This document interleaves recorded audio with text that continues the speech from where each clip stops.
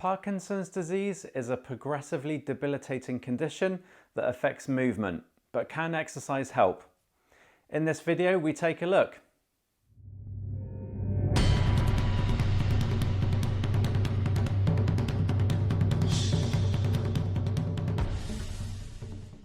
Hi everyone, and welcome to Exercise for Health. I'm Richard, and today I'm going to provide exercise advice for you or for someone that you know that suffers with the effects of Parkinson's. If you're new to this channel, we offer tips, advice and exercises each week to help you manage your health condition with physical activity. So go ahead and tap the subscribe button below and the bell icon if you want to be notified of when we upload a new video.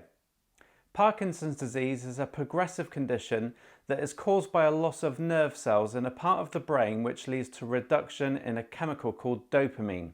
This chemical plays a vital role in regulating movement of the body, so the reduction is therefore responsible for many of the symptoms associated with the disease, such as an involuntary tremor. The symptoms can range from being very mild and not affecting day-to-day activities, to very severe, where they can greatly affect quality of life. The symptoms can also affect motor function, such as coordination, balance and physical abilities, as well as non-motor functions such as one's mood, memory and sleep. The three main symptoms of Parkinson's are involuntary shaking of particular parts of the body, known as a tremor, slow movement and stiff and inflexible muscles. Although it's unknown yet as to whether exercise slows the progression of the disease, it's very clear that exercise can help manage the symptoms associated with Parkinson's, as well as improve functional fitness and general well-being.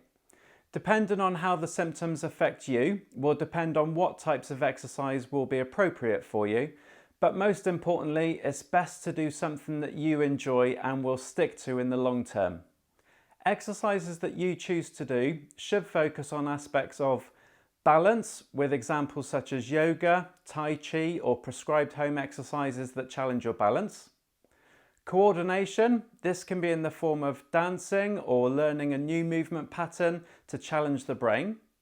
Strength, this is vital to help offset degeneration of the muscles, particularly in the legs.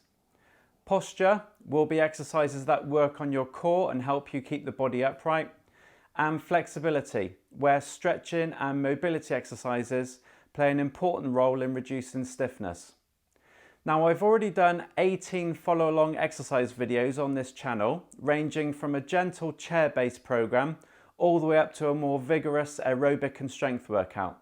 I've also done a couple of videos on exercises to help you with your balance. So if you think any of these might interest you, I'll leave links in the description below so you can take a look after this video.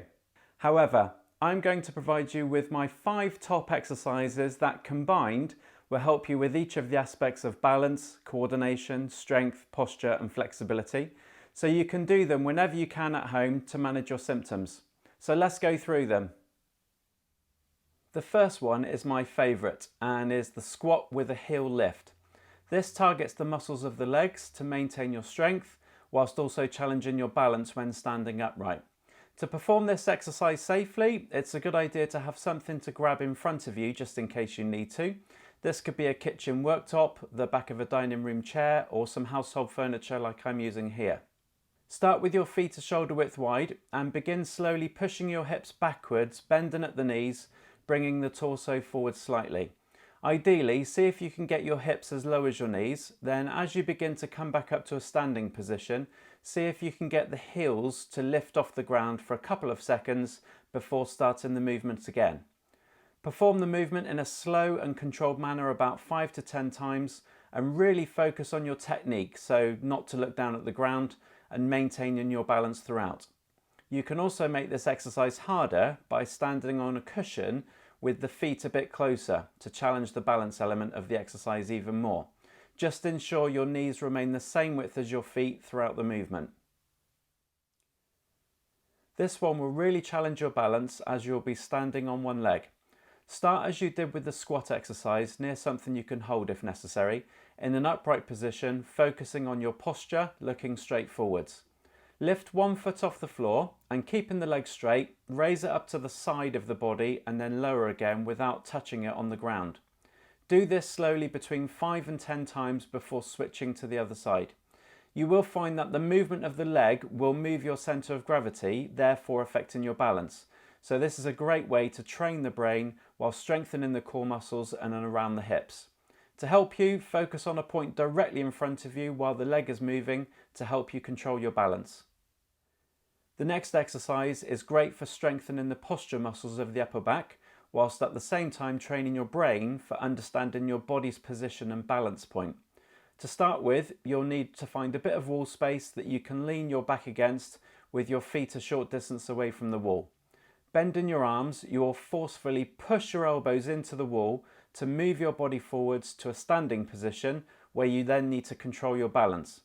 You then slowly return your body back towards the wall until you make contact with your elbows first, until your back is then flat against the wall again. This explosive movement, pushing yourself away from the wall, will work your back muscles, but at the same time force the brain to react quickly as your centre of gravity changes from your heels of your feet to your toes and back again. This is a great way to build confidence for reducing the risk of falls as you learn to understand where your body is in three-dimensional space. As before, perform 5 to 10 repetitions with control, and you can make the exercise harder by moving the feet a very short distance further away from the wall. Really feel for the change in your weight distribution between your heels of your feet when close to the wall and then towards your toes as you shift your body forwards. A big part of this exercise is to get the brain-body connection. Parkinson's can affect your gait or the way that you walk, so this next one can help trick the brain to focus on something else while you practice your walking. This particular exercise is a bit more complex, but will greatly improve coordination and walking posture to limit the shuffling of feet and stooping forwards. For this, you will need a small light object that you can use to throw and catch, and I'm using a tennis ball.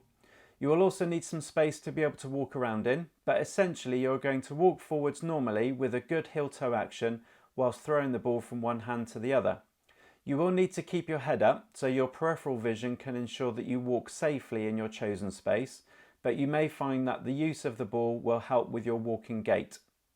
If you find this easy, you can try walking backwards with the ball using a toe-heel foot action or even sidestepping with it.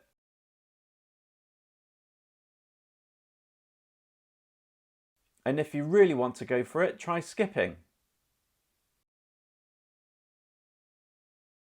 The final exercise is a great one to reduce stiffness in the body, and it also helps to mobilise the spine.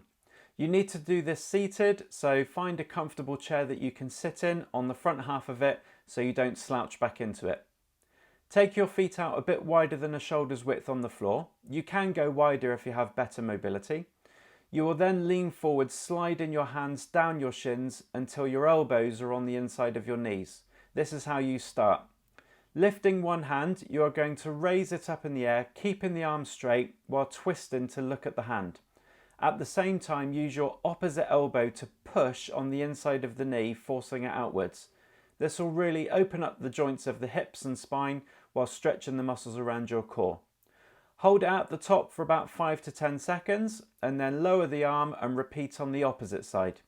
You can do this a few times each side, and while holding the stretch, focus on relaxing your breathing, so listen to your breaths in and slowly back out. If your lower back begins to ache a bit, then sit back up tall, lifting the chest up high, pulling the shoulders down and back before resuming your position to stretch again. Let me know in the comments below how you get on with these exercises, and I hope you enjoyed this video today and can take something away from it. If so, please give it a like by clicking the thumbs up button below and share this video with friends to help this channel grow so more people could benefit from it. Thank you so much for watching, and remember to stay active, keep moving, and I'll see you next week. Thank you for watching. If you enjoyed this video today, please give it a thumbs up. You can also click here to subscribe to this channel or click here to watch a recent video. See you soon.